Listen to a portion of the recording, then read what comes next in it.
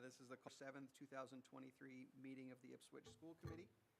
Our chair, Kate Elliott, is absent tonight, so I am filling in the role of chair. And I would like to open with a reading of the mission statement by our high school representative. Ipswich Public Schools aspires to empower all students to be global citizens who are effective communicators, analytical problem solvers, and savvy consumers of information. We propose to do this through an emphasis on communication, critical thinking, creativity, self-management, perseverance, and collaboration. Students will be active partners in authentic learning, offering voice and choice and demonstrating competency. Thank you, Jimmy. We're going to take things a little out of order because we do have a full house of attendees in the audience. So I would like to proceed with presentation of the Fall Sports Awards, please. Yep, I'll come up. Jeff, you can join me up there?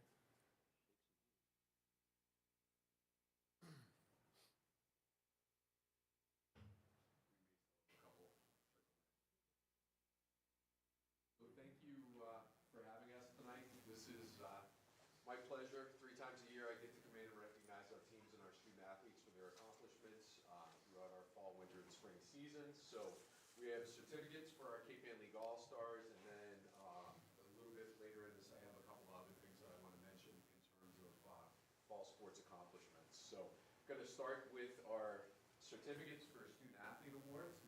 The first is Cheerleading All-Star Lily Payne.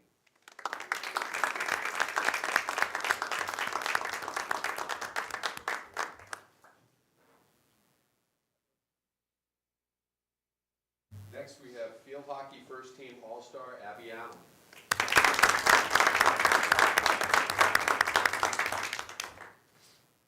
Field Hockey Second Team All-Star Kate Beckeritis.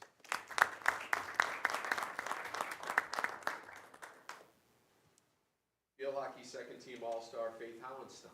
I think we have one. Field Hockey Second Team All-Star Natalie Whitten.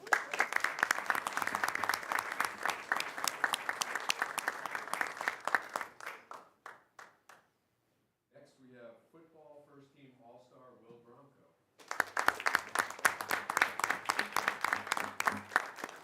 Who is Nice entrance, Will.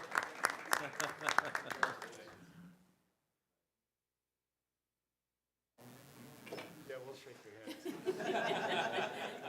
Next we have First Team Football All-Star Luke Wild.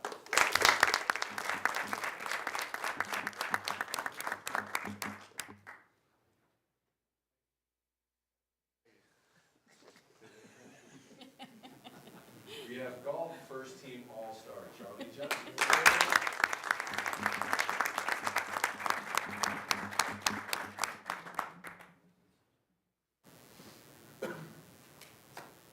Next, we have Golf Second Team All-Star Connor Wright.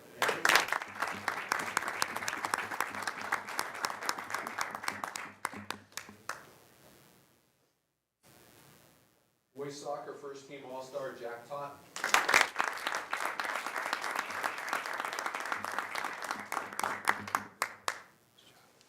Boys Soccer Second Team All-Star Ned Valetza.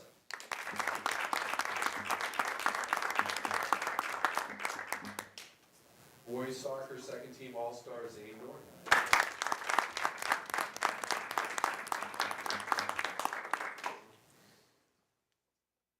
Girls Soccer First Team All-Star Izzy Weather.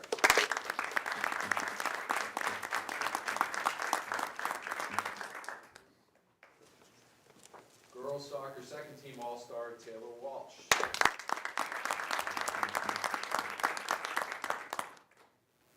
Before I get to our next team, just a few accomplishments that I wanted to read here.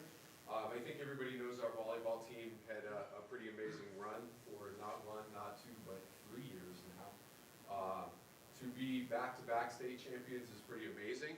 To be a 3-time state champion is incredible. And to top things, this year they decided to not lose any games and go undefeated. So if they needed to do something new,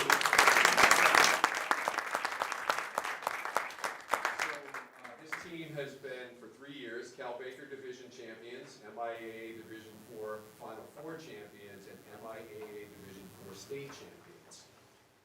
In addition to that, we have the Cal Baker Division Player of the Year, Tessa Flynn.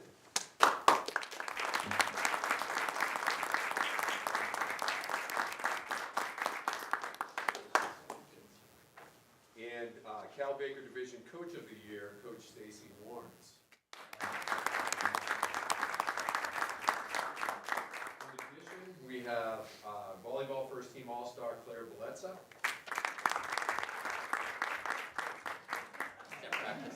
Congratulations.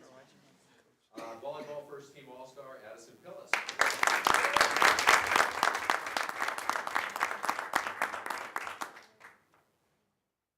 And volleyball second team all-star Ella Stein.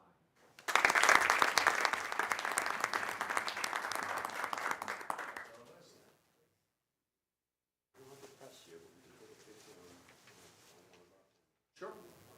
That'd be great. So all the athletes, we want to just come out in the hallway. Thank you for having us tonight. We appreciate it. Picture. Thank you.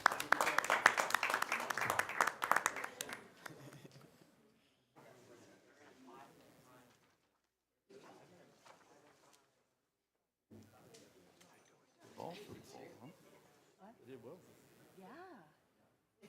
Right.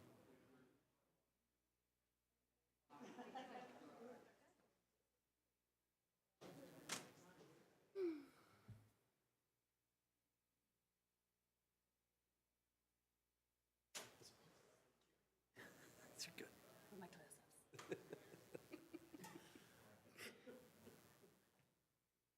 It's officially chapstick season. It's just like all day long. Yeah. Yeah.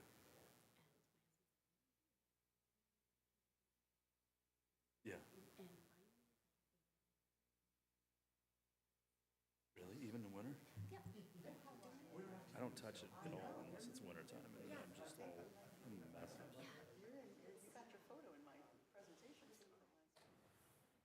Probably the persistent colds that just keep on coming and coming. Yeah. It's like, Yeah. got knuckle dragging mouth breather.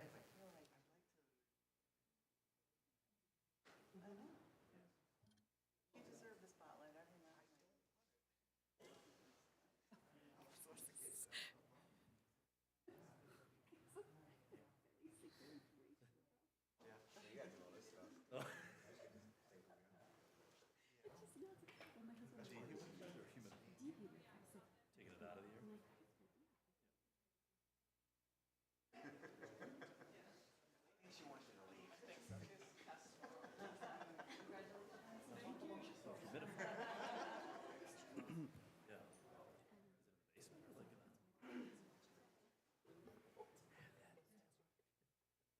Okay, Okay, good. good.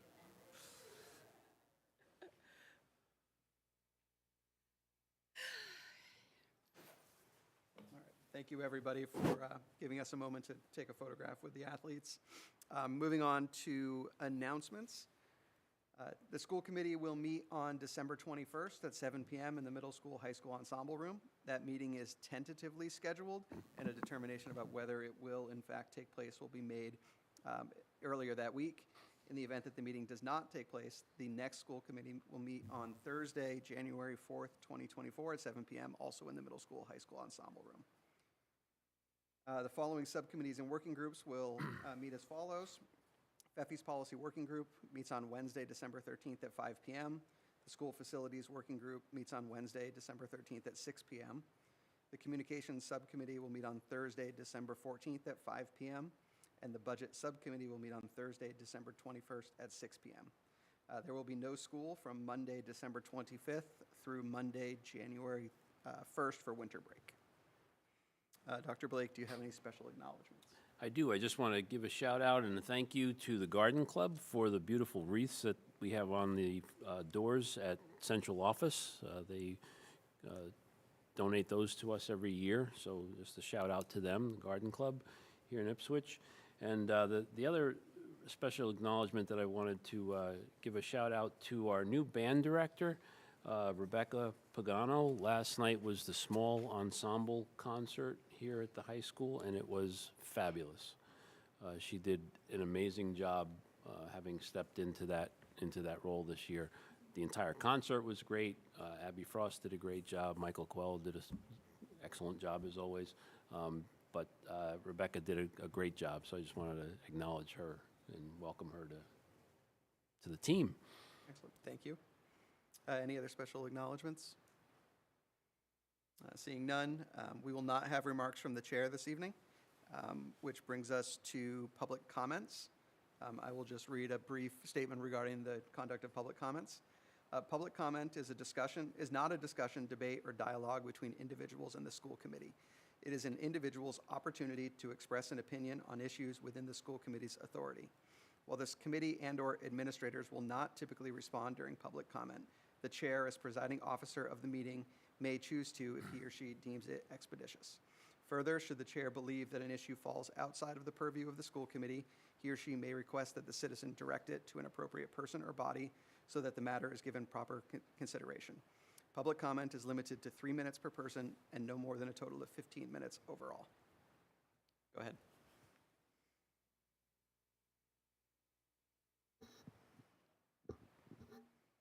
You would state your name and address for the record, please. Tori, is it on? It is. The microphone is more for the folks that are watching on iCam, but you do have to speak up so we can hear you. Tori Bottomley, 60 Central Street, Ipswich. As a 30-year-old veteran public educator, I come with a burdened heart. I'm going to make some questions and then a statement. Is it right that a school committee member hosts underage students, including underage student athletes? Doesn't every parent have the obligation to protect their own children and guests of their children from engaging in illegal activity in his or her home? And isn't there a heightened responsibility for school board members? Should the school committee have a policy on a member who engages in illegal activity involving students? Why isn't there a policy? Has the school committee reviewed the unredacted police report and unedited body cam footage of the police officers? For me, the gracious move would be for Mr. Sopik to step down. He's lost all credibility to serve on the school committee, sullied the reputation of our town government. Precedent of this alleged behavior is a liability for our town. My words echo the statement of Dan Boone's article in the local paper. We're not talking about sending someone to prison, just whether or not they have the judgment and integrity to serve on a school committee. And again, it's with very heavy heart that I make this comment. And I don't know Mr. Sopik. I'm sure he's a wonderful man. Thank you. Any other citizens' comments? We'll move next on to the high school student representative report. Right. I wanted to share that the advisory council is now meeting on a regular basis. We finally cracked a schedule that seems to work for everybody. That's on the first of every month.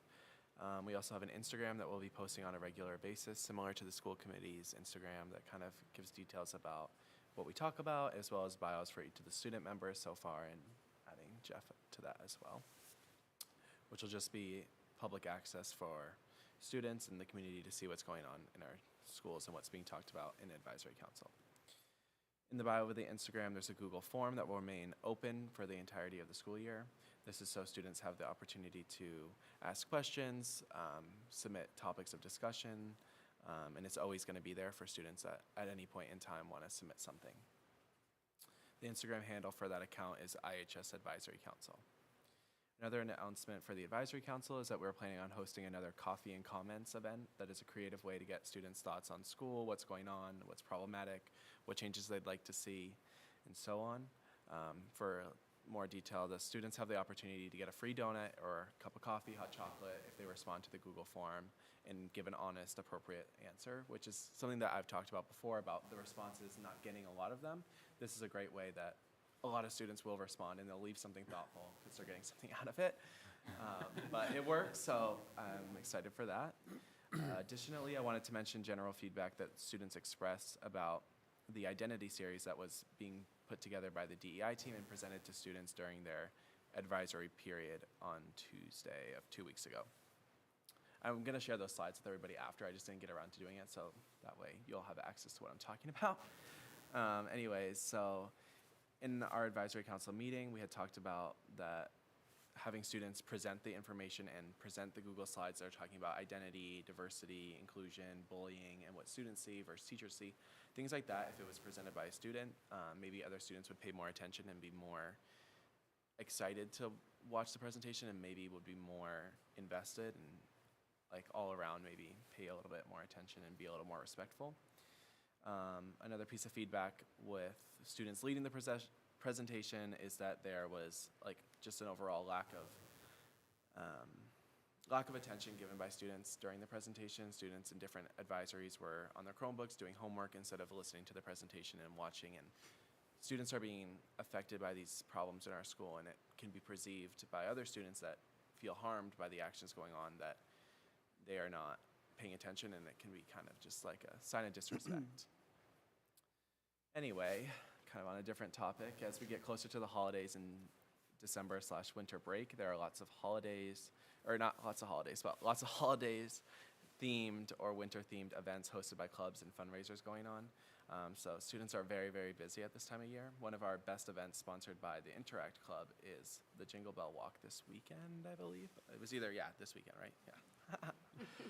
And that's just a classic tradition in Ipswich, and I'm happy to see it being continued. And that's everything, unless somebody has any questions or wants any further elaboration on anything. So. Thanks, Amy. I'll just add that now that the Student Advisory Council has a regular meeting schedule, getting to be the liaison to that group is really kind of a remarkable opportunity just to see kind of what the student opinion is. The group that's there, I think there were 5 of them at the last meeting, just one that wasn't there. They all bring really great perspectives. The conversation is nobody holds back on what they want to say, and it's a really good opportunity to get to sit on. So I'm happy that we have that as an official liaison position now. Next, we're going to move ahead to the IEA snapshot, and we're going to have a presentation on college readiness. Hi, everybody. My name is Claire Powers. I'm a counselor here at Ipswich High School. I'm in my 8th year at the high school. I'm also the mom of 3 children who have come up through the Ipswich school system. I feel very, very proud of the education that we offer our Ipswich students. I want to start by thanking you all for your service to our town and our community. Before I worked for Ipswich High School, I actually spent a couple years working for North Shore Community College as an achievement coach for their dual enrollment program at Lynn English High School. In that role, I was able to understand a little bit about how dual enrollment works, how it benefits students, and I'm very happy to have been able to bring a little piece of that to Ipswich High School. I'm going to move. It's been brought to my attention when I sit here, I block the screen for those on camera. I'm just going to move down. Yep. So this semester is the 3rd time we're offering this course. Actually, Jimmy took it last year. And it is a class that is open to juniors and seniors for first semester. It counts for 3 college credits as well as honors high school credit. And I co-teach the class with a professor from North Shore Community College.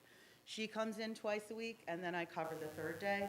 We do follow the North Shore schedule, so they finish up at the end of December, so I cover those last couple weeks of the semester in January. The professor's part of the class is graded, and my part is more of supplementary content. The class does run G block, which, as any of you know, is also our music block. The reason for that is because of the North Shore professor's contract. The class has to meet at the same time every day, and G block is the only period of the day that does that. So unfortunately, our music folks do not have the opportunity to take this class. But any other juniors and seniors are welcome. Some of the benefits of dual enrollment are that they actually utilize Blackboard, which is software that many colleges across the country use. They don't use Google Classroom on the college level. So it allows students to have comfort with that software before they actually start college. They use a college syllabus. There is not a lot of prompting that goes on. They're expected to manage their deadlines, which does increase their independence and build their confidence as they head into their college years. I also love that it gives me extra time working with students on the college admissions process. We're very busy in our roles. We have a lot of responsibilities. And this really gives us the luxury of time to dive deep and make sure students are really on track with this. It is especially beneficial for first-generation college students. We have quite a few of those in the class. It's not exclusively for them, but it is beneficial. So here are some of the topics that we cover in the class. We do a lot with career exploration, interest inventories. We use SCORE, which is our new software to explore colleges. We prepare for the Ipswich High School College Fair that takes place in October. We spend a class kind of looking at the list, figuring out who we're going to talk to, what we're going to say. We work on resume writing, things like reading a syllabus, managing your time in college, how to be a good roommate, and we spend quite a bit of time on financial aid as well. We do take a couple field trips. We go to North Shore Community College. Students are enrolled as North Shore Community College students, so they're able to go to campus if they want to. They have some benefits associated with that. Here's our group. We went a couple weeks ago. Not the greatest picture, but the class is actually full as well this semester with 22 students. That's the maximum that North Shore would allow us. And then we do a field trip to Salem State also. We love to bring in guest speakers. We recently had Kevin Fudge from Massachusetts Educational Finance Authority talking about financial aid. He actually gave our financial aid night back earlier in the fall for our seniors. Barry Hopping may be a name that's familiar to a few of you. He is the former chairman of the school committee. He was a principal, a teacher, and he is now an academic advisor at Merrimack College, so he talks about advising, among other things. Leanne Main is actually my sister. She's a communications coach at Savannah College of Art and Design, SCAD, and so she comes and does a presentation about how you present yourself and kind of speaking to adults. We had a presentation on resume writing from our North Shore contact. And then just last week, we had a faculty panel discussion where 5 of our illustrious faculty members, including Mr. Jewell, came and shared stories about how they chose their college, any obstacles they overcame while they were there, and some about their career path. The big takeaway was really that none of these people, and most of us, did not set out to do the career that they wound up doing. That life is long and paths are not generally straight. And then our last panel discussion in January, when the kids are home from college, will be for me to bring back the recent Ipswich High School graduates to talk about their college experience. I'm hoping to get a couple kids who took the class and have since graduated to come and talk about life in college and what these kids should know. So, anything to add, Jimmy? I love this class. This is probably the most beneficial class I've taken. Wow. Just because, like, this year I was able to hit the ground running because I think as a junior, so all this, like, the seniors are typically, like, when they're doing stuff, like, they're doing it for real. As a junior, you're kind of looking at that and trying to think ahead and really get ahead, but there's not a lot that you can do, but you can really get prepared. And then you go into senior year already knowing everything that is talked about and kind of gets that you need to know. I don't know. And then you were inspired to take another dual enrollment class, Yes, yep, with Salem State, which actually was really cool because you were talking about Blackboard, I got to experience both Blackboard and Canva, the 2 softwares that most colleges use, so wherever I end up, I will be familiar with the software, so smooth transition. Any other questions? What classes did you take? So I took Okay, these ones? and then I also took macroeconomics at Salem State, because what did they give Ipswich, 5 Salem slots State for? has started offering us 5 slots for dual enrollment classes each semester.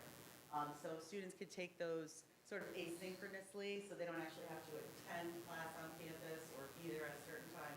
They can kind of complete them independently throughout the semester. So, and again, we offer honors credit for those classes as well as high school credit. It's great. And I've said this before in other presentations, like, wish this type of thing was here. Not here, I didn't grow up here, I grew up in Wakefield. But because it's a lot of money to go to college.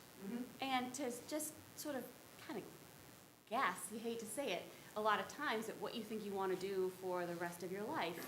And, you know, but of course we know that, like you were saying, the different career paths that you end up taking. But this is such a, this is great because before spending that money, you kind of get a little taste of the different things and how you can get the most out of it. Yeah, both sort of the experience of being in a college Yeah. class and also the class is about what Right. you want to study in college, how do you succeed in college. Yeah, yeah, we didn't get to do that. This is great. Thank you. Thank you very much. Thank you. It was great.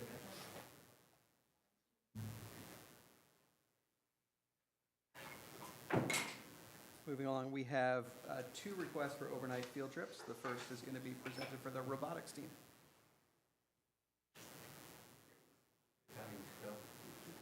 Hello, my name is James Jewell, and I'm Scott Jewell, and we are here on behalf of the Ipswich First Robotics team. The way our competitions work every year is that before our season really starts, we have to put in our application to go to 2 of roughly 6 competitions scattered throughout New England. So there are a bunch of competitions over New England. We only go to 2 of them, and last year we went to a competition in Reading and another one in Revere, about an hour away. These competitions typically are for us. However, this year we put in our applications for one at WPI and another one at Reading. We did not get either of those. We were assigned competitions in Lewiston, Maine, and at UNH. That is an hour away from here for UNH, and almost 2 hours, or 2.5 hours for Lewiston. The way our competition schedule works, we cannot day trip to Lewiston, Maine. We need to stay overnight if we want to not get up at 3 in the morning, 3 days in a row. So we're requesting to go on a field trip. We have a small group going up on Friday night. There'll be basically 2 hotel rooms worth of, one for chaperones and one for 4 students. It's called Day Zero. It's where we set up the pit and drop our robot off and get prepped up for the day. So we'll do that Friday night. And then the entire rest of the team will leave at 4:30, 5 o'clock in the morning and come up to Lewiston and join us and meet us. And then we have our competition all day Saturday into, I don't know, what time does it quit? 6 o'clock. Something like that. Yeah, and then we need to stay overnight, and then we start up the next morning, and then we go until 6 o'clock again. okay, and then eventually we have to get home. So that will be there, so we'd like to request to be able to do this. Right now, we don't know the exact number of students we have because the season doesn't start until January 6th, and so they can't sign up until then. We estimate about 28 kids, which is more than we had last year. We are over 50% identifying as, I guess put it right, non-male.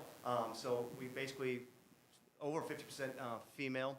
So I have at least one faculty member, female faculty member that's signed up to go, besides myself. Michael Arnold should be leading this, but he has a wedding he has to be at. It's a family wedding. So therefore, I'm filling in and pitching for him, though I did organize it last year, so I know what I'm doing. For funding, we put a FEFI grant together, and that will cover the majority of the funds, and anything that FEFI grant does not cover, we have a donation, which you guys accepted last meeting. You accepted that donation, so we have that money to help pay for the hotel and the food and that kind of stuff. Are there any questions? So the ask this evening of the school committee is simply to allow the overnight field trip. Period. Period. Yep. And that is to Lewiston, Lewiston, Maine. but not the Manchester one? No, that is in Durham, New Hampshire, and that is about an hour away. We've done competitions about an hour away, and we've been all right with that. It's just 2.5 hours we cannot handle it. So you're doing that competition as well as the Lewiston competition, okay? So I can say, in reviewing this, I didn't think that the distance was so great that it couldn't be done, but then hearing how rigorous your preparation and competition schedule it is clearly makes, for me, makes it clear that, you benefit by not driving home both days. Yes. So, any other questions for the Jewels? I would accept a motion. So moved. Motion to, Motion to support the overnight field trip for the robotics team to Lewiston, Maine in March 15th through 16th, 2024.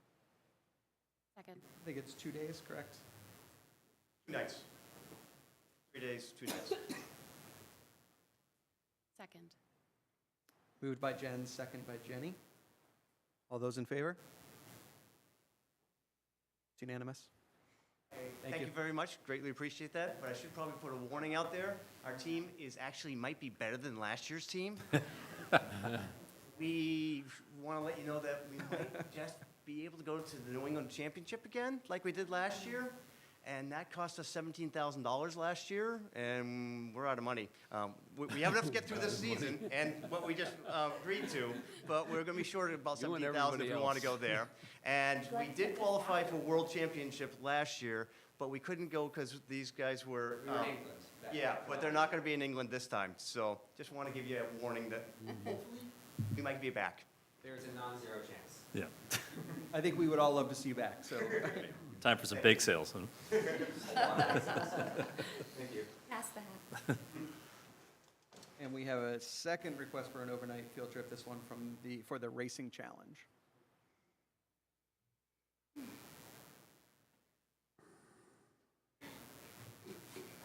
Hi, I'm Bill Blunt. I run the Racing Challenge program at the high school, which is it's a national competition where kids form race teams centered around radio-controlled cars.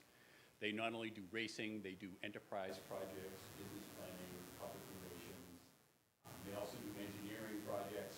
And an event is something like a science fair with some RC car racing mixed in. So right now, we are competing virtually with other schools from around the country, doing different projects with the cars or different engineering projects, and then you submit them and get points online. And then the top teams in the spring get invited to their national competition, which this year is in Charlotte. It's going to be April 26th to 28th. We've actually, this is the 10th year that we've attended this event, so we, assuming that we will get invited again this year to participate again. We've been doing fundraising. We did a leaf raking fundraiser. We have a Traverso Weatherall grant, and then we're going to start going out to local businesses, probably in January, looking for money in the banks and, companies. In the past, it's been, last year was Miami, which was kind of expensive. I think it was $425 for the kids. We raised $25,000, but Miami's quite an expensive destination. This year, Charlotte's a lot less expensive. We're figuring, it'll be around $200 for the kids. We have scholarships for kids that's a problem for. I usually talk to Leanne and kind of get her feedback on the kids and who might need help with the funding. We hope to raise around $20,000 this year, and that would get us a little over $200 per kid. It's usually around 30 students and then 3 or 4 chaperones, depending on what the number comes in with. Katie Norris volunteered, Michael Arnold volunteered, and we might need one other person to go with us, depending on the number of kids that we end up with. Questions?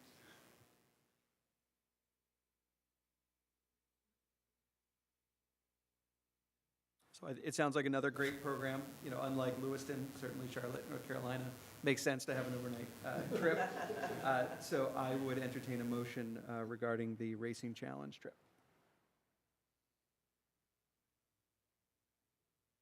I move to support the Racing Challenge overnight field trip. So moved by Diana, is there a second? Second. Second by Jen. Any discussion? All those in favor? And that's also unanimous. Thank you very much. Thank you. Thank you. So that moves us on to a discussion and potential vote regarding correspondence to Whittier Tech regarding their school building project. Earlier today, I put into the folder, and I'm sure that not everyone's had an opportunity to look at it, the initial draft and outline of a letter that would be sent by Kate Elliott for chair of the school committee to the superintendent of the Whittier School Committee and also to Superintendent Lynch of the Whittier District. What I was hoping to do was have a discussion about the purpose of why the school committee may wish to send a letter, and also do an authorization for Kate to send a letter. But then I would also ask that if we do that and anyone has comments or additions, to send those to Kate between now and Monday of next week, and that Kate would ultimately sign off on the final version of the letter and send it on Monday. I also put into the folder a letter that's dated December 4th from Sarah Player as the chair of the select board, again, to Gary James and Maureen Lynch, which really references 7 requests by the town related to the building project. And the purpose and scope of the school committee chair letter is really to echo and ask for those requests to be considered. Although the lens that it comes through is more educational. It's intended to be more educational, but also showing the strong value that we feel from our partnership with Whittier Tech for vocational and education training.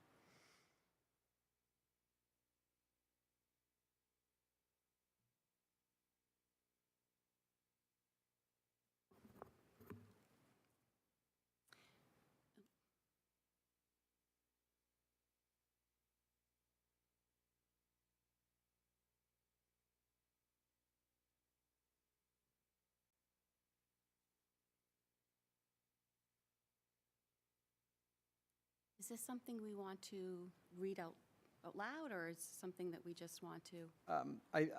I'd like to have a discussion about whether the school committee feels it would be important for us to have a voice in expressing a position. Oh. And then, think so. second, if we want to go through the bulleted items, which again are the same actions that are requested by the select board, whether those are ones that we should also make a position on. Yeah. I would recommend that the school committee not read this into the record because it hasn't been Finalized. approved or finalized or sent yet. That's good. I think we should take a position. I think people are just interested in where we stand. I mean, this is the chair, correct me if I'm wrong, the chair of Whittier Tech was appointed by school committee. Is that correct? The chair of the Whittier School Committee Yes. is the Ipswich representative. Is the Ipswich yes. representative who the school committee. Is appointed by our. Appointed by, yeah, so I feel like that's a certain, connection that we should take have a say. And I think people want to know how the school committee feels about it. So yeah, I think we should, I have to read this in more detail and more focus, actually. I would agree. I think it's a good step for us to play a part in this. I mean, I'm not sure if there's a unanimous feeling within the board as to how this project is, but I think given that we're all proponents of schools and we understand, unfortunately, all too closely, the need for better facilities, but also understand that there are constraints, financial constraints, and that we're not alone on this. So I think the more sort of they hear from everybody, particularly those who are supportive of schools, I think the more, perhaps, the likelier we are to get some kind of a response to that. I would agree. I'd suggest in addition to the letter that we also can direct our representative to share this feedback on behalf of us as well, as he represents Ipswich on that committee and as chair. Are you thinking in addition to the letter, since it is directed to him, something else?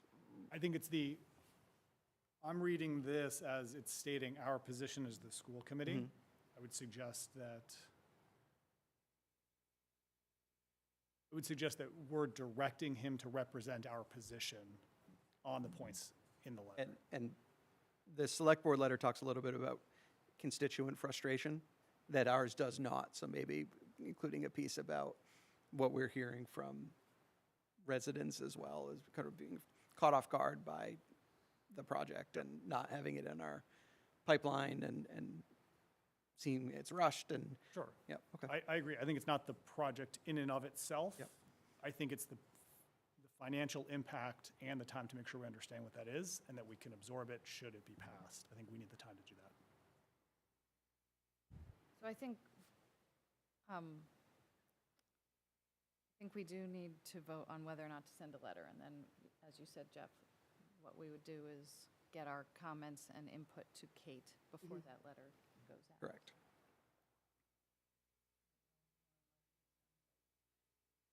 Is there any other discussion on I- pros or cons about drafting a letter to send? Well, I guess, I don't know how everybody feels about the project. You know, so if we send a letter, what if one of us does not want to delay in the vote and one of us does, do you know what I mean? So how would we decide, should we decide first sort of where we stand, and do we need to stand, I'm assuming, together on it, the majority, and then send a letter that way? Or like, because, we have to, I don't know where, you stand on it. The information I've received, I know where I stand on it, but how do we decide which direction, with the content of the letter? So, Delay or not delay, or for it or not for it? so I think to Sasha's point, that the letter was drafted in a way not to take a specific position on whether a new building is needed. But it does mirror, again, what the select board adopted. Right. So the question would be whether we would agree with those recommendations. Right. I think that a delay, correct me if I'm wrong, but at the tri-board meeting, they said a delay would, I guess when it's delayed to, but they're only given a limited time before they have to make the upgrades to code. So I think the vote would, I guess that's the date we would have to know. Like, the vote should be before they need to take action to start fixing the current building. Right? Is that right? My understanding is if the MSBA were to approve the project on December 13th, that they have 120 days from that date to complete the vote. And it's currently scheduled for January 24th, I think. So they would have up to approximately 80 days after January 24th to have the vote. Right, but does that, in terms of the safety permits, the codes, the town codes, does that coincide with that? Are they given, 120 days after January 24th, before they have to start taking action? Do you know what I mean? Like, Yeah. if something is a violating of the code, I I guess we'll don't find think out. I don't think that we've heard to from the take- Haverhill Building Inspector about when he's going to. But I think Take action. Whittier knows. And I know they mentioned it, but they didn't say a date, so I'm sure that's what we want to do. They'll say, well, these are the repercussions of what happens if we delay the vote.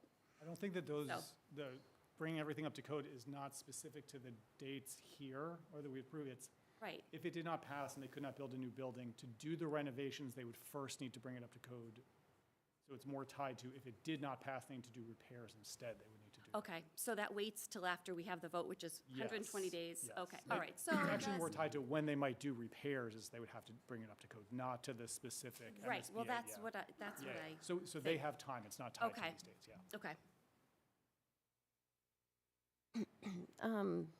I like the way the letter's written and how it is through like the school committee lens.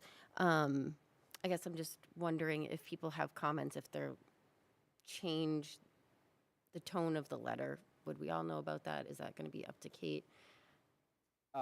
So the vote would be within Kate's discretion to issue a letter on behalf of the committee.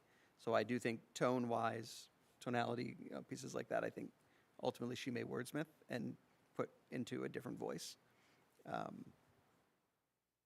She did pretty good in our summative evaluation as far as trying to get everybody's voice in there. So I certainly think we could give her that feedback, that with the individual comments that she receives, it is our intent that we would have something that would be reflective of all of that input.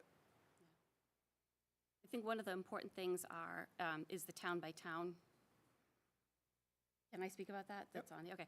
The town-by-town election instead of the statewide district, because as we know, that we pay a lot, we will be paying a lot more for the small amount of students, but you have other communities that pay less than the amount of students that they have. So a district-wide, they're going to say yes to that, you know? And so I feel like that's a big hope that they will do town by town. So I'm glad that's in there. I have so many questions still to ask. I was telling Kate, I just, I do a lot of thinking. And this is, maybe we just want to finish deciding about the letter, but then I have Go ahead. more. Go Okay. ahead.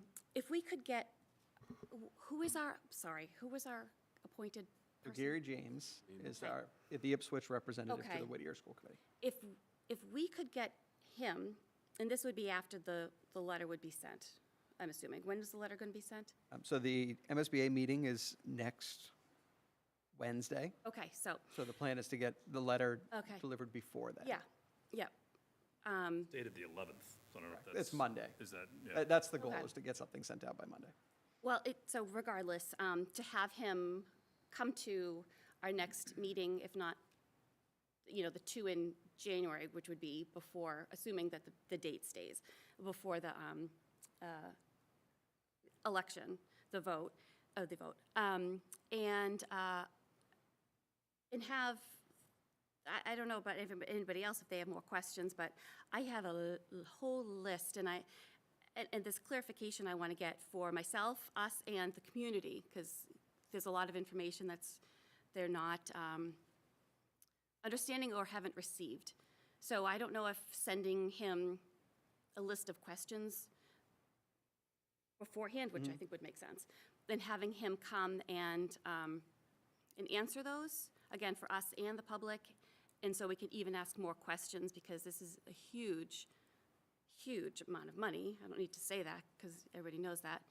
And so, yeah, can we invite him to the next meeting and see if we can send him? So I think that would be a good idea, to see what the effect of the December 13th Okay, MSBA meeting is and what the plan is. But certainly, we have that meeting in early January, which is before the vote, and it would make sense to have extended invitations so that we can have that as an agenda item on our meeting. And then whether the school committee then takes a formal position on the project and the ballot question would have to be something that the committee would decide. yeah, okay. Is the request to delay an MSBA here, basically saying for the MSBA not to weigh in on that project? Is that?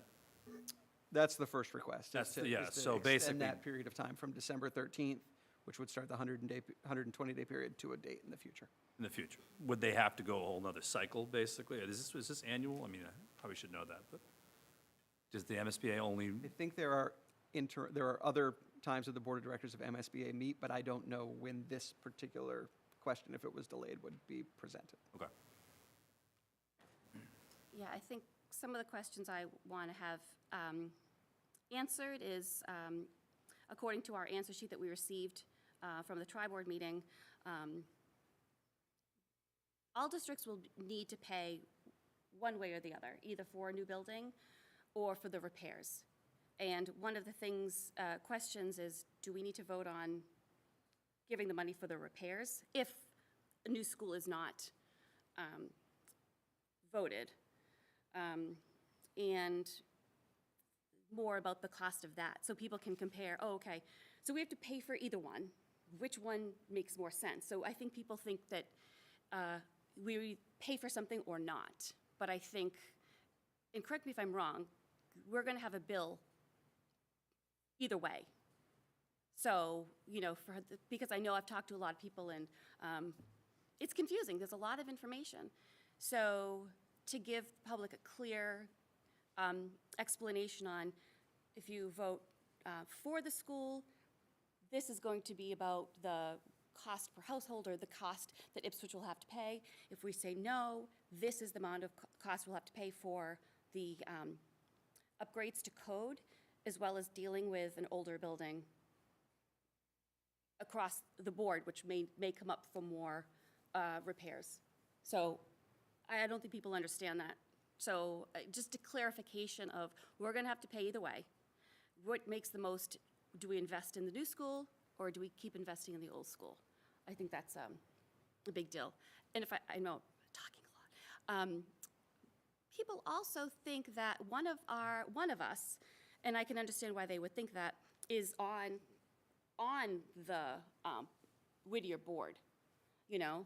And I was explaining that, I understand where, you know, Ipswich is on there, so I can understand where they would think that. So I explained that this person was appointed by the school committee, and people are frustrated with the communication that hasn't been, and I said, absolutely. We can't go back and do it, like, this is where we are right now. And I said that we're going to be looking into creating more expectations and, you know, schedules and all that stuff, but, you know, people are frustrated with the communication and how it hasn't been presented, and I think we all know that. So, that's it. Thank you. Any discussion on whether we should send a letter, and then perhaps we could just talk about the different requests that have been endorsed by the select board to see if there's a majority on each of those? One question I had, and I tried to do a quick search. I didn't know, obviously there's other select boards and that side from different towns writing letters, or other school committees writing letters? I have not seen, the only letters that I personally have seen have been ours and a letter from the Amesbury Select Board, of which the Ipswich Select Board, through its chair, signed on to. Okay. Those are the only two that I've seen. Yeah. Just curious. I saw Newburyport had a discussion about it, but Yep. yeah. So back at the tri-board, we had a discussion about whether there would potentially be one correspondence for all three boards, or whether there was more power in having each individual board. It does not seem that the FinCom has met since that, so they probably have a December meeting. That would be next Tuesday, and I don't know what their intention is. And then I think as a school committee, we potentially talked about having a different perspective, you know, in that, you know, ours comes again through education first priority, where the select board is kind of wearing different hats, including a primarily fiscal purview. And it's for that reason, I think it's important that we weigh in on this, just because we do bring a different perspective than the other boards might. So I'm in favor of sending the letter. Is that a motion? Motion to, It would be to authorize Kate to send a letter on behalf of the school committee. motion to authorize Kate to send a letter on behalf of the school committee on the subject of Whittier's new building. Second? That's moved by Matt, second by Jenny. Any additional discussion? All those in favor? That's unanimous. So if we could go through the bulleted items, and these, if you look at Sarah Player's letter dated December 4th, these are the same 7 bullets, although some commentary has been removed from those. So the first would be to request a delay in the MSBA board vote, which is currently scheduled for December 13th, and a sufficient pause in the project so additional engagement and planning with the member communities can be held. Is there any discussion on that request, or would there be a motion for the school committee to make the same recommendation?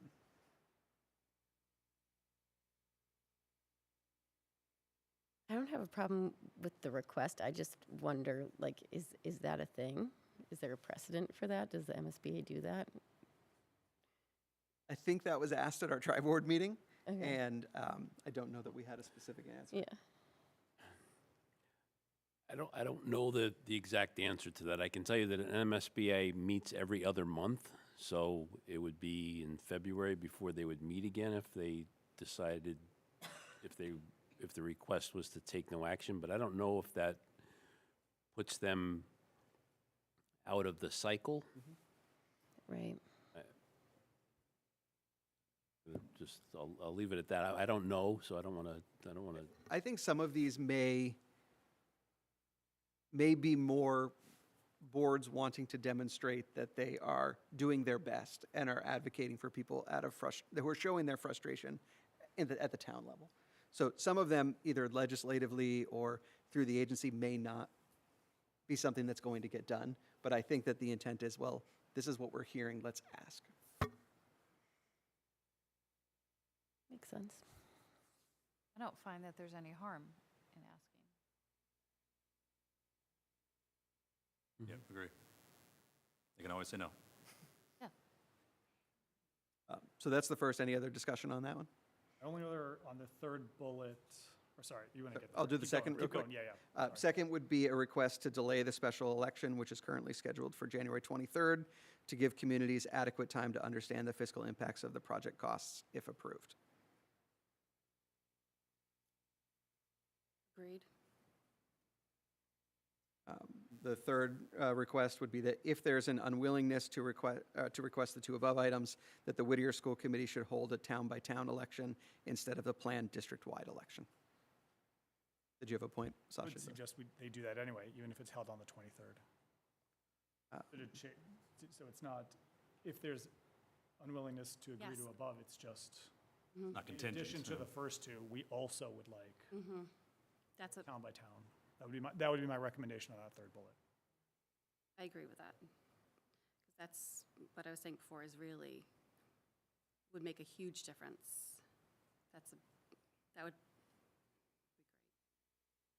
great. The fourth request is to provide additional clarification on efforts to reduce the project scope and project cost.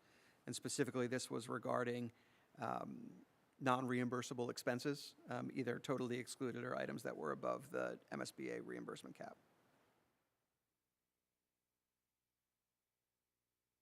The fifth is to provide clear evidence that all funding options, including but not limited to grants, earmarks, private donations, and federal funds, have been exhaustively sought. The sixth resolution would be if the vote was unsuccessful to work with the state legislature to require the MSBA to use accelerated repair program to provide funding for required code compliance upgrades. Sorry, Jeff, can I just go back to the two above, the provide additional information, provide clear evidence? Yes. I think we should be asking for those ahead of the January 23rd vote. I think that's information both for us, or for the boards, as well as for the town in general to understand those things before they vote on the 23rd. So I agree. I think that one and the last are both things that need to happen before that Yeah. vote. Maybe we can just change the language a little bit to make sure that those are kind of highlighted as kind of immediate steps. Yeah, agreed. Thank you. And the last of the proposed resolutions would be to continue to engage with member communities to help educate our residents about the project, why it is necessary, and how it will provide enduring benefits, especially if local debt exclusion votes are needed. So again, I think that goes back to the select board specific purview of, in the event that this is approved, how do we pay for it? So does anybody have a discussion on an objection or a reason not to include one of those recommendations that was put forth by the select board? So what we were just looking at was from the select board. The request, the specific requests that are bulleted are sort of a reaffirmation by the select board, or by the school committee of positions that were advanced by the select Okay. board. Because that's what I was looking at, the select board one. Have they sent theirs yet? Theirs was sent on Oh, it was. Monday, Okay. December 4th. So I was just wondering if they would take like Sasha's suggestion, but it's already sent. Instead of it being an ask, like, do we have any legal, anything to say this is what we need instead of ask for? Is that, because it hasn't been a lot of time to get information out. And so I was asking what has legal services or town legal services? I'm sure I've been consulted about this, I would think. Yeah. So, like, instead of asking, can we just say, this is what we need prior to any vote being taken? I don't know the answer. Yeah, I think because we're a member to that regional agreement, Yeah, and that, they're complying with statute regarding the election of right, regional school districts or vocational schools. right, You know, yeah. I'm just wondering the timing, like, did they give us is there like they need to give us X amount of time before? I think there was communication to somebody in the town, but it wasn't translated. But anyway, that was just, instead of just asking if there's a more firm way that we could say, to have an informed election or a vote. But, So I think that could go to the tone, back to Diana's Yeah. point earlier of, what message, does the chair want to convey, and how strong or in opposition of something so I think that's within the chair's discretion as to okay, what language we would use. Yeah. And certainly comments to the chair, regarding Right. that point would be appropriate. right, okay.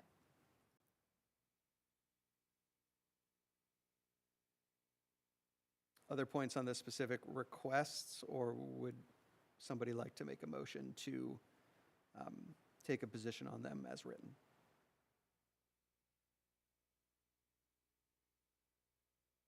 So to send the letter is what we're motioning on? We've done one to send the letter. The Okay. second one is just, for guidance in drafting that to support the restating the specific bulleted items that were proposed by the select board.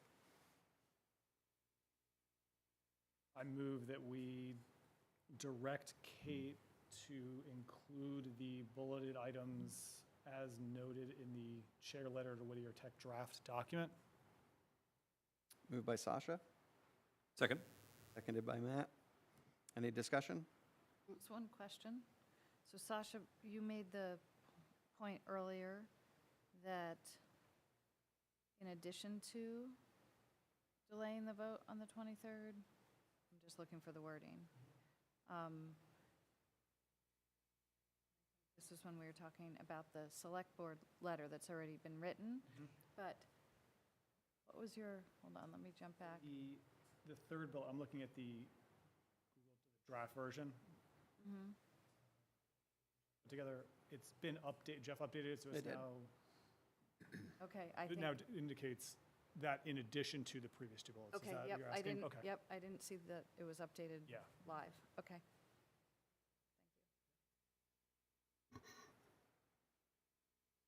All right, ready for a vote? All those in favor of supporting this select board positions in the December 4th letter and adopting those as the school committee's recommendations? All those in favor? And that is unanimous. Okay, I think that's it on Whittier. We have an update on our school tour. Jen? Okay, so on the Monday after Thanksgiving, which was November 27th, we as a school committee and Dr. Blake visited yet another MSBA partially funded school as part of our school tour. This is the third one we saw. It was East Veterans Elementary School in Gloucester. It is a 440 student K through 5 school. They had 5 elementary schools. They combined 2 of those 5 into 1, so now they have 4 elementary schools. It just opened in August of this year, of this school year, so this is, it's really brand new. As far as, I can make a few comments, and then last time we had seen 2 schools and we went around, but maybe if anybody just has comments about this one. And we did this in preparation to, get our own thoughts together on where we as a committee want to, or a committee of individuals want to move forward, hopefully, if we get accepted into the MSBA process. We are hopeful, but it will be a long process, so this is just a very early preliminary tour.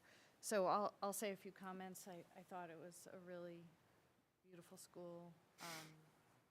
There were, again, I learned some things, we could do that, but, I wouldn't have done that. The space was really beautiful as far as, bringing kids being able to be pulled out in good, OT space and specialist space. I thought the musical, the stage was outstanding, and we have such an outstanding music department. I was really impressed with the way the stage was, not so much the cafeteria. But it was slightly different than the Amesbury School, and I think it's nice we saw K through 5. We saw a split configuration, which was a pre-K through 2nd grade, and then we saw a large combined school, which was K through 6. So this was a K through 5 with 440 students, and I thought it gave us really good ideas. If anybody else wanted to comment on the school? I liked the way we did it last time, where we just went around, so Diana, if you want to go. Sure. I loved it. I thought it was great. Even though it was a little different than Amesbury, I got the same feeling in it. I think all the schools, but those two kind of resonated with me more. They just were so well thought out, and everybody was like able to speak to, we had concerns about this, so we did this, and a lot of those concerns were concerns that we've had in our community, and it just made me hopeful that, we can, if we are lucky enough to proceed with a project, that we really can take anything on and I think come out with a good project and benefit all our students. So exciting. I also really enjoyed being in the school. I liked particularly how it was 2 schools, and they brought in the culture and feelings and history of both of them. So they had to combine, they had one bookcase or a trophy case that had history of both of the schools. They were working on combining and creating a new logo that brought in some elements from both. So that was really good that they kept all of those pieces and promoted them. I liked that it was very intuitive of where you were. It didn't sort of have that subtle color coding of ways. It was just intuitive. You knew where you were. And it was just so beautiful. I was really kind of taken aback when they opened up the door to the gymnasium, and it went from dead quiet to just rocking music during gym class. And it's just like, it was so perfectly soundproofed that it was no disruption. It was really great. And then I did not go on the Amesbury tour, but going through a tour with the principal, as opposed to a building expert, was a totally different focus. It was on the educational aspect of it. So I definitely found that to be more useful, as opposed to looking at sort of the mechanicals and the design of the school.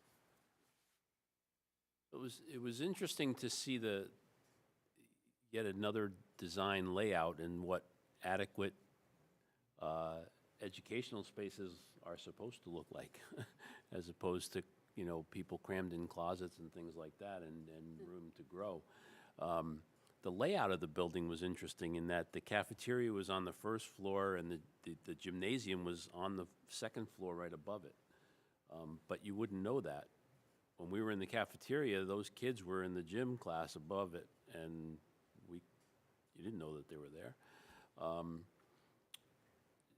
The safety and security measures that they had in place, I thought were great. The way that the drop-off and pickup lines were set up, the fencing around the buildings, around the building and the campus, the office space, just all of the technology. It was a very well thought out building. To your point, Jen, I think it was you that said that earlier. And yet, I also liked the different configuration. So now we've seen a variety, and I'm sure, if and when we get invited into the process, we'll be able to continue and perhaps look at some other buildings and different configurations. I think each time we visit someplace, we're picking something different up along the way. Yes, I really like this one, and it gives you hope, or you know it can be done, bringing 2 cultures together. And it wasn't like the Acton Boxborough where they kept it separate. Like I think when the two cultures come together, it's going to create a third. You know, it's going to create its whole, not one's going to take over the other one and stuff. So it was great to see that's, and I'd be interested to learn how they did that. You know, how they brought the teachers and the staff and faculty together to talk about that. You know, if that's what happens. Seemingly simple things, I think, are important. Like benches they were talking about in the cafeteria instead of the chairs. You know, simple things, but they were talking about, like, for the fact that they mentioned that on our tour, you know, and how frustrated they're getting with the chairs. Seemingly simple, but it was worth them bringing up to us, you know. The way that they had 2 rooms that were separated by a garage door style opening, that it would just have this huge wall flip up, basically. So you could use both rooms. You could have, you know, if there's more students that need to come in, but, you know, that's the one with the sink and all the stuff. I think there was like a sink and plumbing. Yeah. Art and library. So if you can't, you know, you can't move that stuff to a larger room when you're having a presentation. So it's just, you can stay there, but we can still accommodate, you know, more students. This is, throughout all of the ones that we've seen, is the separate bus drop-off, car drop-off, and walkers. I think they all had that, and that was a world of difference from what, you know, we're experiencing now with the buses trying to get out, and varied sized, and then on to the various sized rooms. I think maybe Jeffy, you had mentioned that during the tour. So it accommodates different subjects, different needs. Therefore, you're not, you know, having a subject that could be really a smaller group, smaller room, not taking up more room than it needs to. 2 more. Digital messaging. I thought that was great. It repeats what was said on the announcement. So if you missed it, you could see it, you know, throughout the school, you know, what it said. And I mentioned this the last time about getting a database. I was talking to Diana about that. And if that's something that we can do, I would be happy to populate a spreadsheet, not for discussion, but if it's possible, Diana, if you think, if your points were sent to me, and then I could just put them in a database or some sort of document, so then we can go back and remember, because mine are just, you know, on kind of scrap pieces of paper. And so then it's all together, and we could say, oh, yeah, this is what, these are the things we should do, these are the things we should stay away from. So, Diana, it's up. I know you were concerned about, you think, It's is that not up okay? to me, but Well, policy-wise, I didn't know if, I don't know that that's just policy, information, facilities, big group. data entry. Yeah, I'll quickly say, we had talked about using these to help guide, or to help establish what our guiding principles and goals will be as part of the project, and so I think, we won't figure it out tonight, but we'll figure out how that fits in, both collecting the comments, but also that makes it into the broader themes that we feel like fit, and then to further have that informed by teachers, the town, as we move forward with the Yeah. project. Great. Well, I think most of the points that kind of struck me have kind of been mentioned, but certainly the sort of the combining of those cultures, I thought was pretty neat how they did that. I mean, I was blown away by the school. I was also blown away by, and again, to your point, having the principal who was involved in this project from start to finish, kind of walking us through what it was like to accomplish that, you know. Gave me reason for pause, you know, but in the end, when you see what all that produced, it kind of gave me a little wind in my sails to say that, you know, this can be done, and when it is done, it can be done right. And it was also kind of floored by how much they managed to pack into a fairly small footprint. I mean, that's right in downtown Gloucester, and they managed to really kind of get everything in there that they feel like they probably needed with all that traffic configurations too.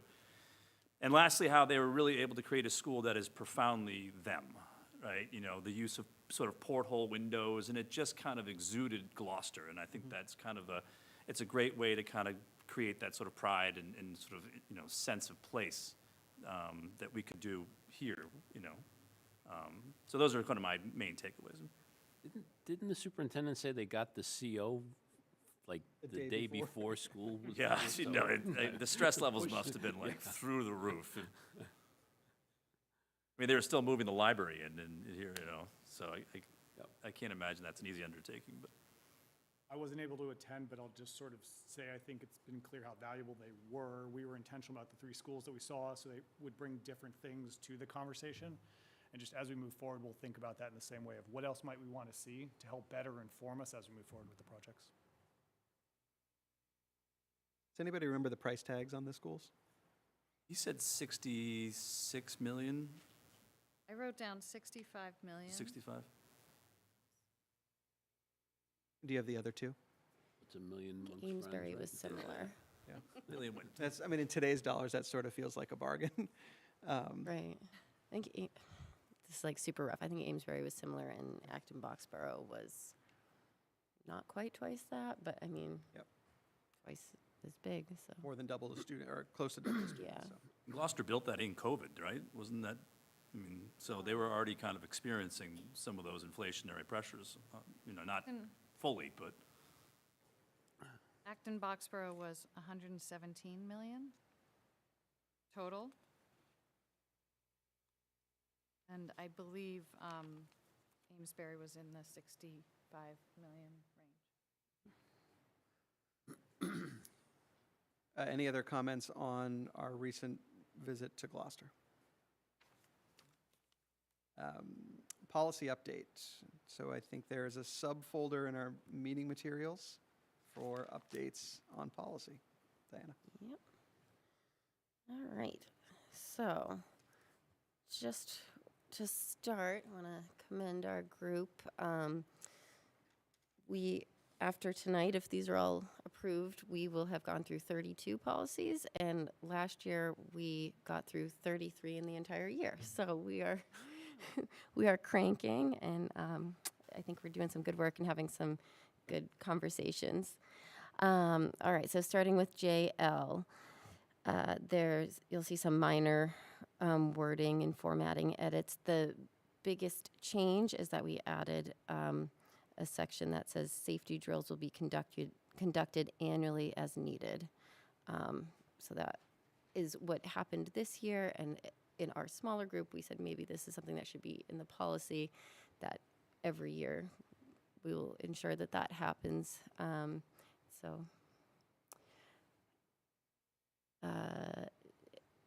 anybody have any comments on JL or on that new piece of information? Seeing none, all right, JLA, Student Insurance Program. So we are recommending to delete this. The MASC manual dropped it in 2020, and Dr. Blake felt that it doesn't really need to be in our manual anymore either. Next, JLC, Student Health Services and Requirements. Again, just minor wording and formatting edits. JLCA, Physical Exams of Students. There was wording in there that referred to a district physician, and we don't have the role in the way it was described in the policy, so we edited so it spoke to what we are currently doing. JLCB, immunization.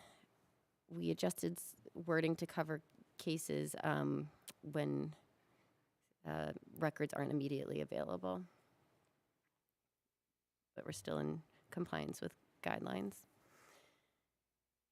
JLCC, communicable diseases, that's just minor rewording. JLCD, administering medicines to students.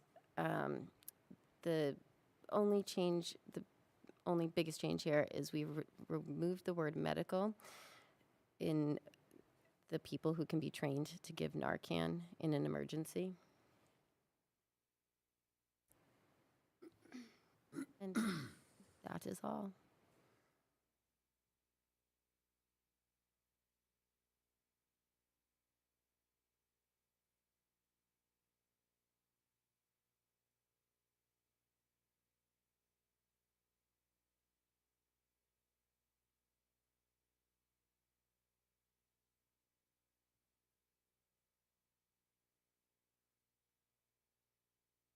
I ask a question about JLCB, which is immunizations? Mhm. So we're removing the for the first time, or whether at kindergarten or through transfer. So I'm assuming that implies that there's an ongoing obligation to remain fully immunized versus against whatever the diseases the Department of Public Health has. Is that sufficiently clear that registration occurs annually?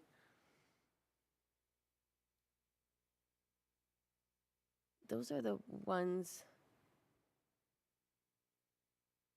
that you get, like, those are the childhood vaccines. So I think the understanding is once you're in kindergarten, you have those. So because we took out all of these kind of like diphtheria, pertussis, I can't read all of them, are there other immunizations that you would get after Oh, the I age of see. 5 that we're intending to say that you have to show a certificate that you've been vaccinated? That's why I think the wording change is there to cover that, in that it says, the beginning, I'll just pick it up where it says communicable diseases as may be specified from time to time by the Department of Public Health or in accordance with current law. So if there are changes that students need to be immunized, it would be covered through that. I guess I'm only thrown by students registering in the district, and if registration only happens once when you first attend classes, and it's not like every year do you re-register, Saying, okay. or is that a one-time process?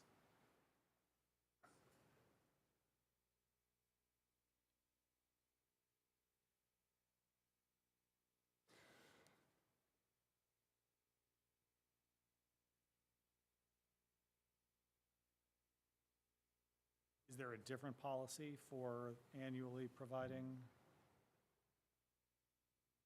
records? Well, there's the physical exam, which I think has the immunizations in there. That one's only certain grades. I guess I'm reading it that, like you said, Dr. Lake, from time to time, as things change, it covers us. But if you want to suggest like a comma or a tweak so that it's more clear. I was just wondering, students enrolled in the district as opposed to registering in the district?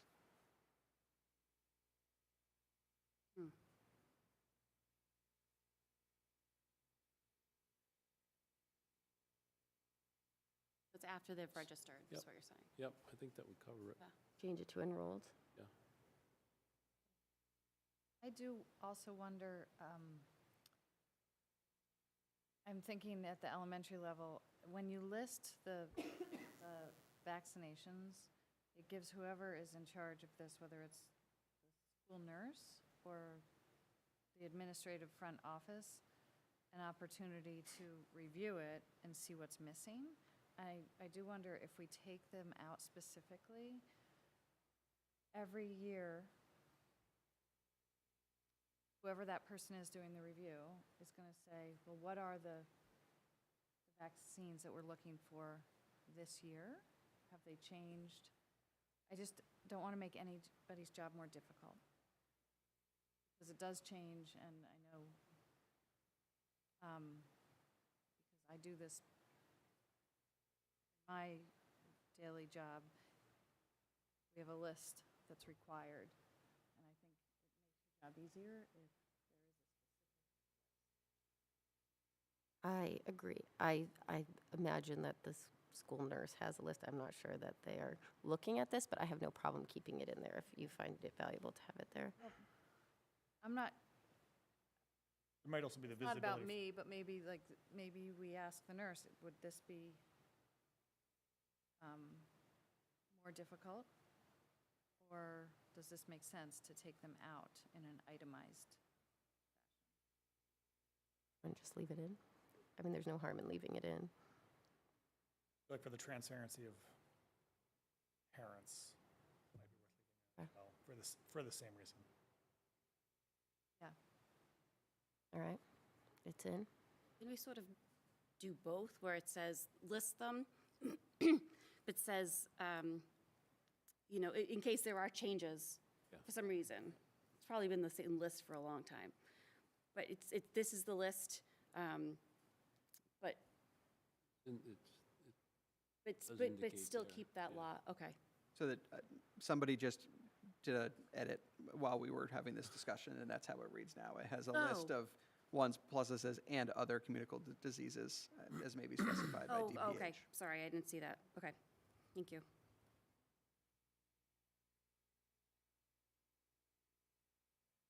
Oh, I see it, I see it. Any other comments on any of the policies presented by the policy subcommittee? Would anyone like to make a motion to approve the modifications and adopt the policy? So moved? Is that sufficient for you, Laura? Is there a second? I just thought I couldn't do better than you. Is the school committee voting them as a block? Voting them as a Okay, block. all right. They are JL, JLA, JLC, JLCA, JLCB, JLCC, and JLCD. And is there a second? Second. Moved by Matt, second by Jenny. Any other discussion? All those in favor? That's unanimous. We have made it to the superintendent's administrative report. What's the time? What's the over-under He's on good this? We're too late. No, I don't think so. It's only 8:30. We have till 8:59, right? Yeah. So it's been a while since our last meeting with the Thanksgiving break and then that extra week thrown in between meetings. Our North Shore Superintendent's Roundtable meeting focused on the negotiations that are happening around the area with bargaining units and what districts and legal counsel are seeing from the MTA. I'll be glad to share more of that information with our bargaining team when the time comes. There seems to be a list of standard things that are being asked for in negotiations, so I think we should be prepared to have those conversations. I met with Tom Gallagher to hear a wrap-up of the fall season and to review the numbers for the winter season. It actually gets started tomorrow, I think, is when the winter season actually starts in terms of games. Last week, we just heard we toured the elementary school over in Gloucester. The IEF had their monthly meeting that I attended last Monday as well. That was last Monday night. Our administrative team meeting last week focused on safety and security updates, budget, negotiation preparation, curriculum updates, and we talked some about the budget process and some of our needs around curriculum areas. We also talked about some professional development opportunities and translation services and best practices because of the number of students and families that we're working with who are requiring translation services either for documents or for conversations and meetings and registration, things like that. We're looking into a number of different, I'll call best practices and opportunities, because sometimes we can use just a simple app on the phone, but other times we need a live interpreter, and there are yet other times where we can use a phone interpretive service to meet the need. So Tracy and I both attended a DESE webinar last week on the comprehensive health and PE frameworks. As you recall, that's one of my goals this year. In addition to the information that was provided by DESE, it was informative to hear how other districts are going about unpacking that document. It's a substantial undertaking. The strategy that Tracy and I have in place in working with the team here seems to be solid and is going very well so far, and I think we're much better organized and ahead of many other districts. In some other districts, They have one person that's unpacking the entire document, and it's going to be a huge undertaking for them. I participated in the Race, Equity, and Diversity and Inclusion class that I'm taking last week. We took a self-assessment on adaptive leadership, and then we participated in a problem of practice presented by one of the superintendents. The budget subcommittees met twice in preparation for the development of the FY25 budget. John Mitchell and I talked to a couple of folks this evening earlier.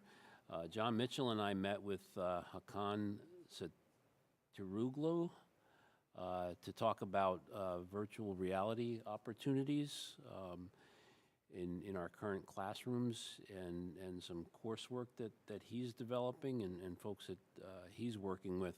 The whole notion of virtual reality and augmented reality is really taking off in terms of technology and opportunities, and they're having a hard time filling jobs for the development of those applications and things. So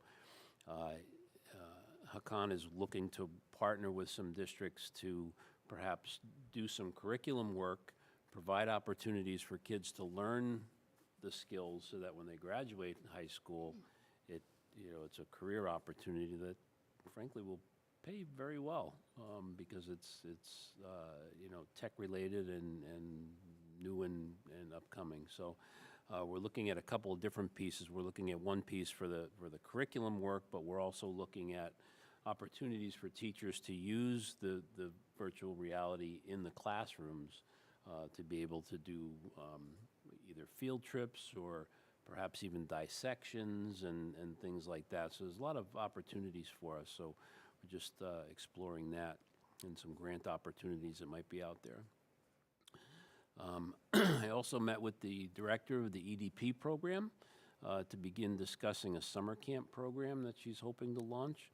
That's something that we've been talking about for a couple of years, and with the new director, she's excited about the opportunity that we might be able to do a summer program here in town for some of our neediest students.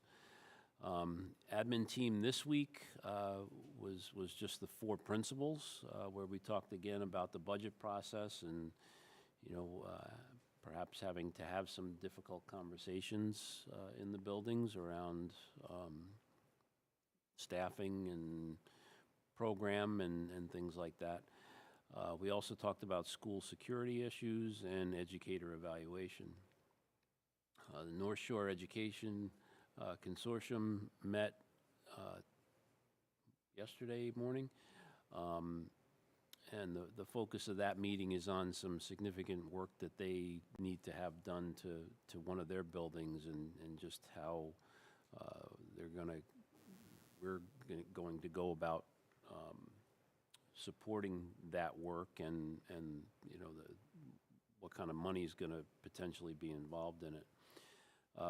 We also approved their budget and their annual report.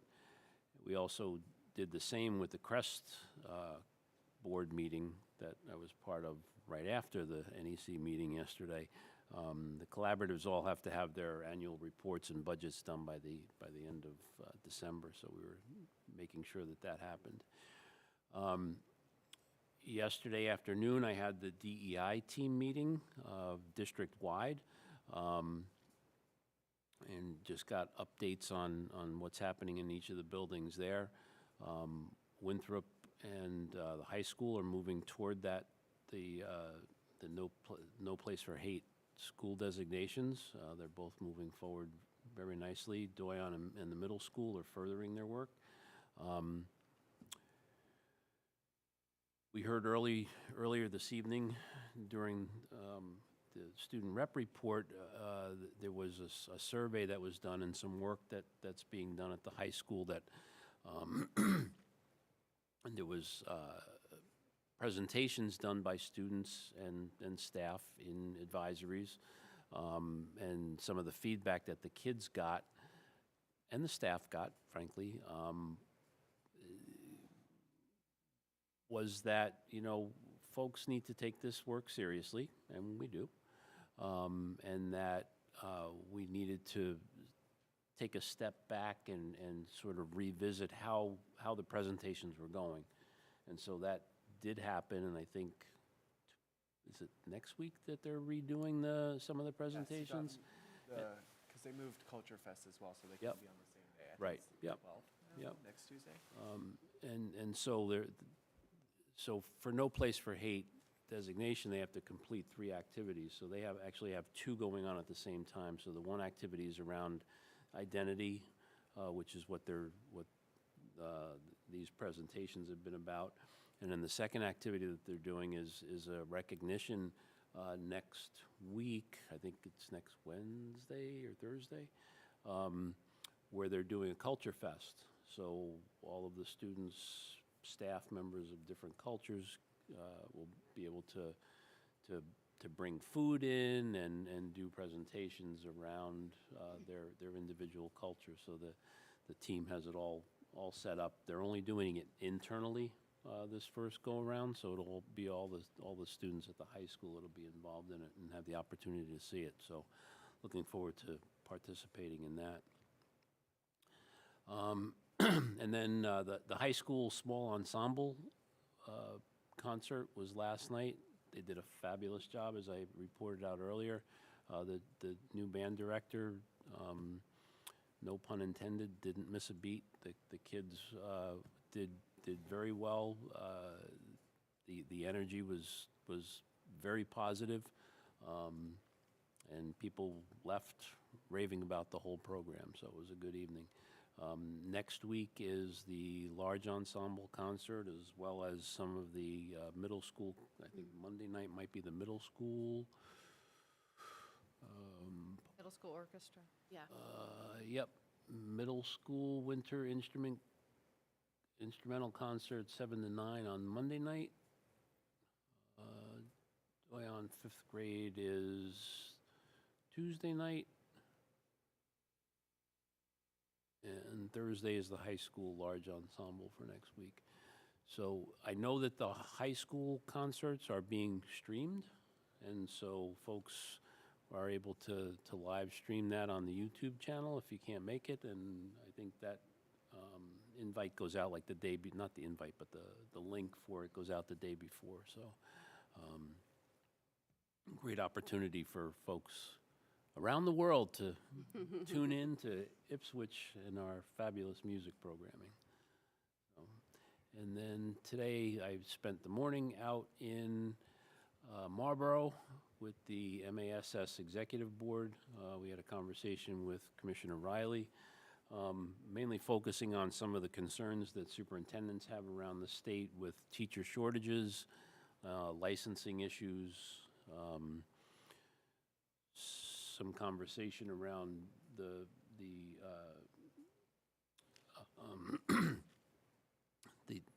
bargaining units and things that are being asked for and how that impacts what's happening in classrooms across the Commonwealth. And then we spent some time talking about they have a system where it's called Curate, where any curriculum that districts want to adopt can or are reviewed through this particular program that DESE has, and some of the concerns that districts have about the Curate program and turnaround time, and is it as good as folks think it is? So it was a good conversation. So, and then this evening we had another budget subcommittee meeting before this. So busy couple weeks. Busy. Any questions for Dr. Blake? I do have a question.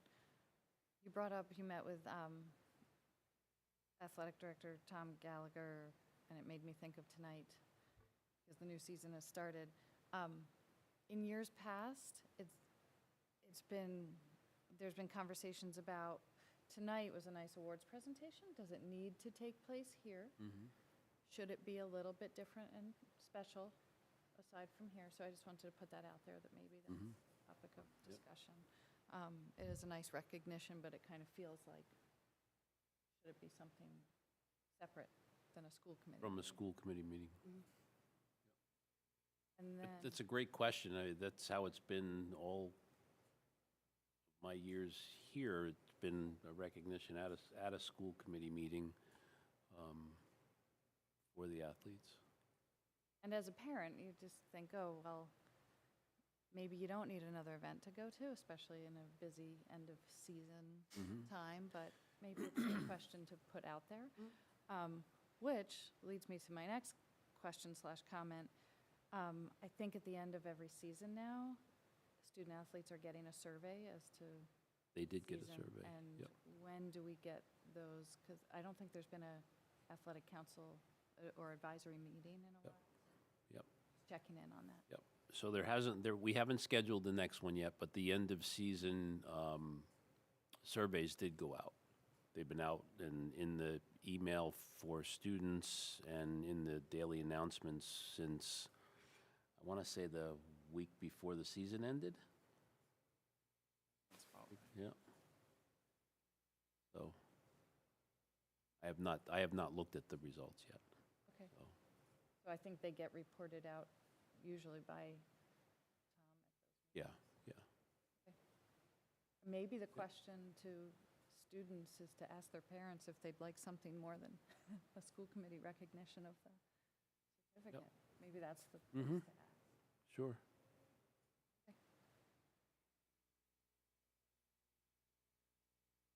Any other questions? Subcommittee working group and liaison reports. So someone alluded to budget met earlier today. Budget has met, we met on November 29th, and we met earlier today. Really, our focus is budget prep for the 24-25 school year. The three main things that we're considering there is the school committee. The first is our override calculator, which really is our long-term projection, essentially of what does the stabilization fund look like and how does that help us fund each year. Our goal is to ensure that the override passed last year runs for a full 5 years.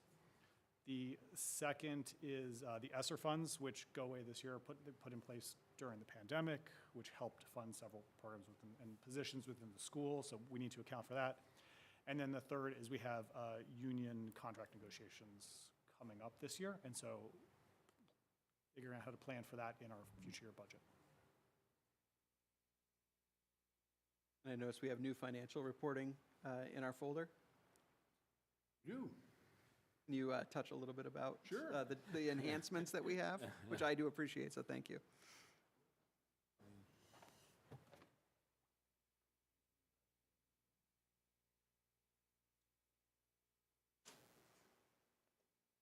So this was with regard to the revolving and the gift and stabilization accounts. It was mentioned at the last school committee meeting, and we discussed it at the budget subcommittee meeting last week, not tonight, but a week ago.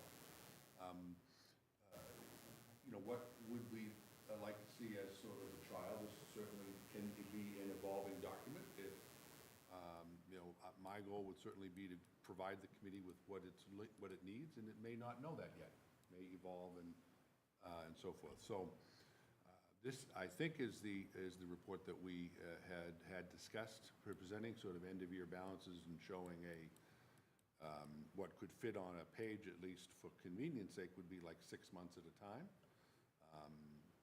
But that could be a number of formats. It doesn't necessarily have to fit on a page, but it's more or less convenient that we're at the 6-month point. So these were the balances as of, through quarters 1 and 2. The first 4 months, first 3 months, meaning the September report, October report, and November report you've already seen, but not in one place. The second, fourth column over, balances as of November 30 would be the report for this evening or the report for December. And then the last column, I don't know if this is something that may be used, just sort of what the running averages have been for the 6 months that we're looking at.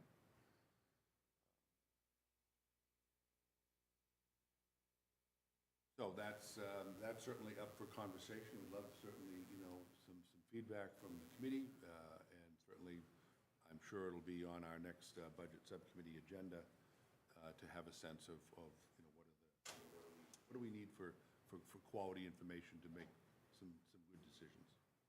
Great. Thank you for making the changes, and we'll see how they work, unless anyone has comments on something, they're looking for additional information here. One thing, if I could just point out, there are a couple of places, in particular, is looking them all at one place. The largest, differences are going to be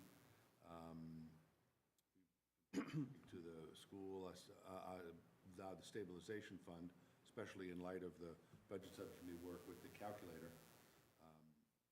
So for the first 3 months, or over three reporting periods, there was no change in the balance. But at the end, there was a change in the balance coming into November, representing some interest that has been accrued on that account. So it is about a $38,000 increase, and that's specifically what that would be. If we were to look over the course of a full year, not only would there be whatever has been contributed from the budget as a distribution, but there would also be, interest earned. That's what the increase, that's what the difference is between the last month reporting and this month reporting that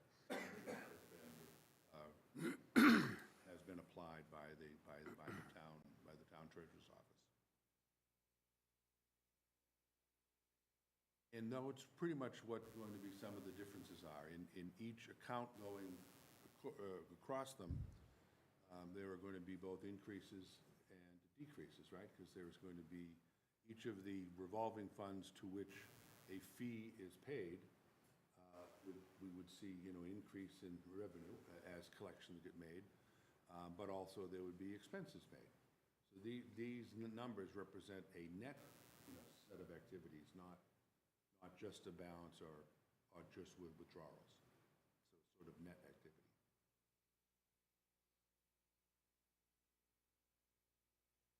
Questions for Tom on the revised forms? Tom, I just had one question about this. So the state's approved its supplemental budget in the past week or so, and that was signed by the governor. Is that money that we've already sort of realized in our next year planning, or was that money that was part of the 200 and whatever thousand that we just accepted at the meeting in October?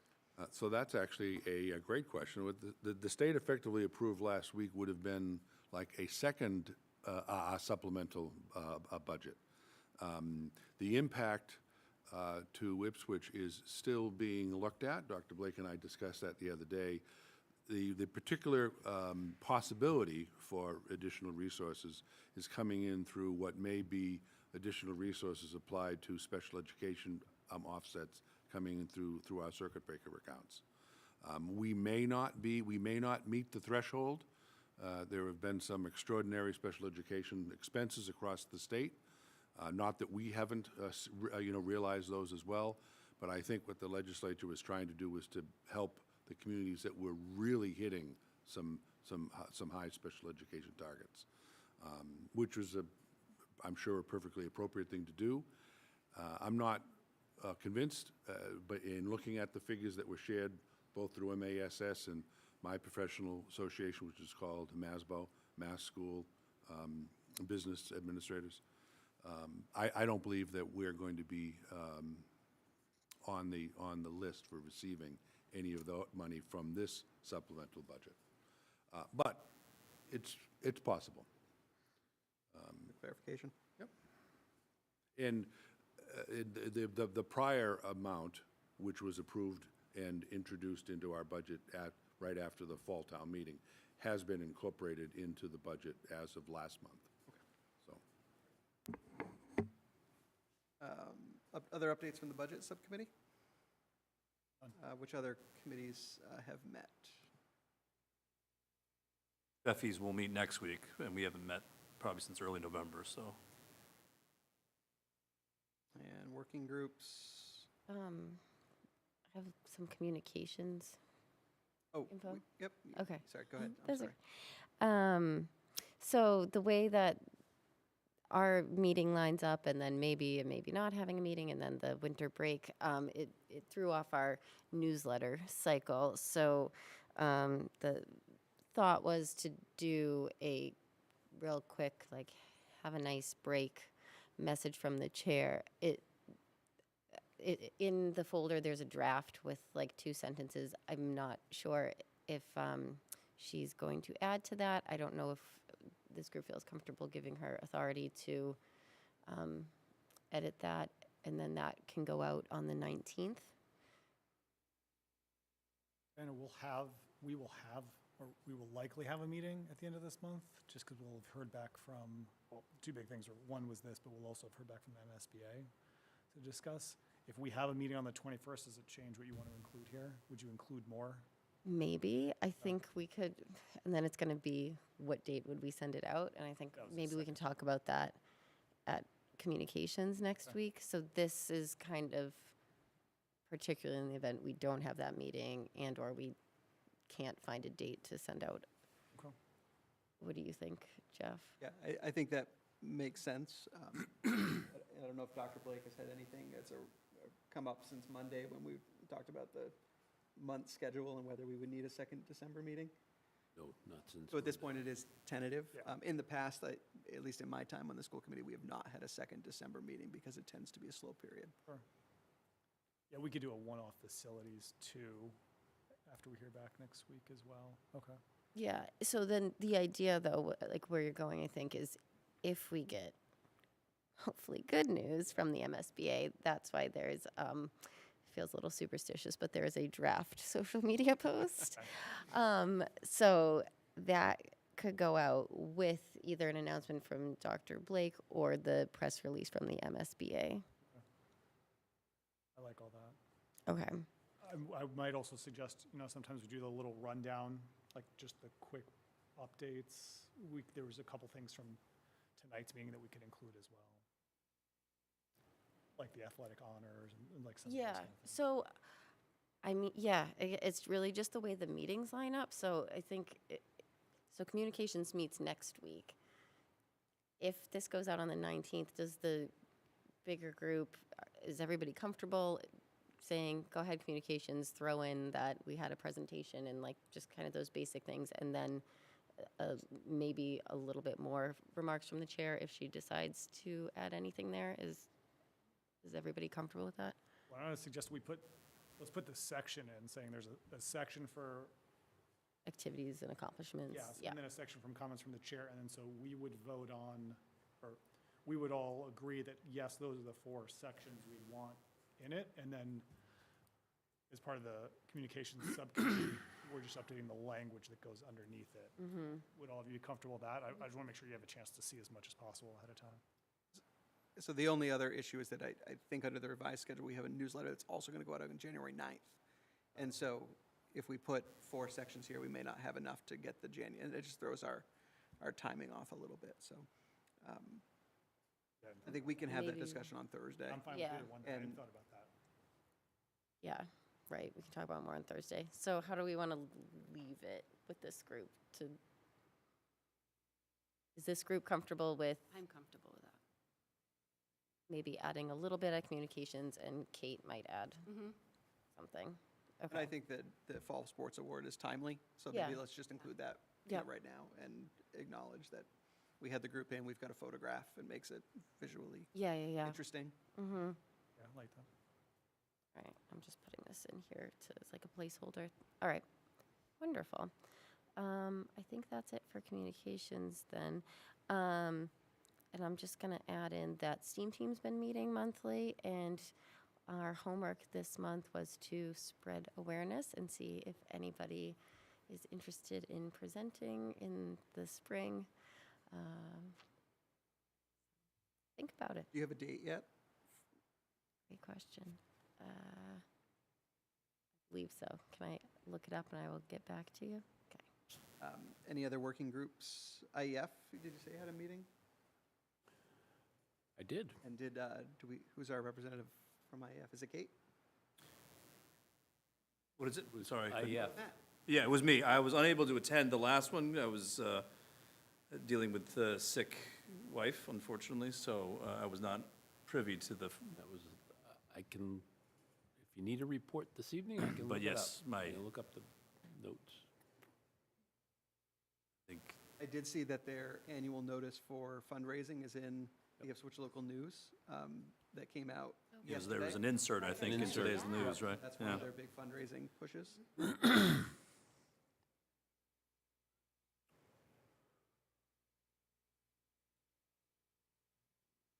We had all of the standing reports that they go through around branding, fundraising subcommittee.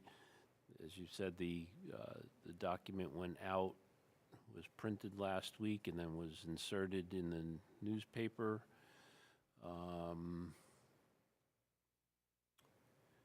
They're working on some operational documents for the Coelho Fund, as well as the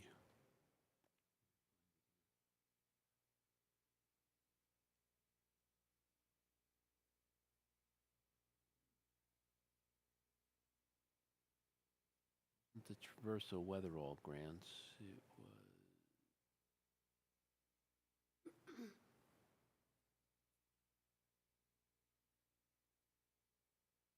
not gonna find it here as I'm looking. They're working on creating a framework for fundraising, delineating themes and general programs that are the target for each year's efforts. I have to say, the IEF is much, much more organized and progressive in how they're operating. Years ago, the first couple of years that I was here, it was mainly an athletic fundraiser, and the golf tournament was the big fundraiser for the year. And over the last couple of years, they've really taken on a lot of different things with the String Society, overseeing the sustainability pieces, the Carolyn Davis Fund, Sheila McAdams Wishing Well Fund. So they've really diversified, and so they're looking to raise money for lots of different areas. So it's a lot of work, but they're very well organized in doing so. Jeff, the STEAM showcase will be Thursday, May 16th. So, STEAM Showcase, Thursday, May 16th. Yes. Right. Make sure it's on our calendars. New business? I just want to add quickly, that we do have an extra policy meeting scheduled for Wednesday, December 20th at 5:30. Thank you. Agenda will be forthcoming. No new business, vouchers and bills? Are they all set? All set, yep. Good to know. Consent agenda.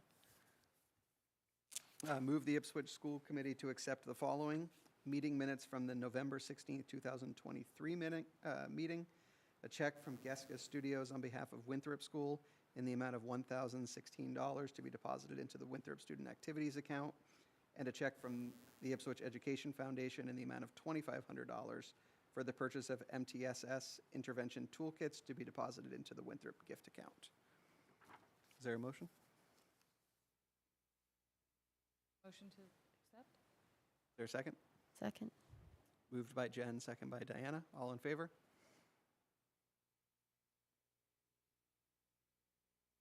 And a motion to adjourn. So moved. Moved by Diana, second by Sasha. All in favor? We are adjourned at 9 PM. Sorry, everyone. Jeff, I tried, okay? I tried. Who had an extra or?